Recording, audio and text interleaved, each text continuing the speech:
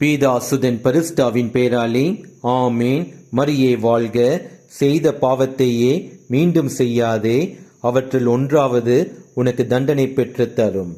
இந்த இறைவார்த்தையை நாங்கள் சிந்தித்து திருந்தி வாழ்வதற்கு எங்களை ஆசீர்வதித்ததற்காக நன்றி இயேசுவே.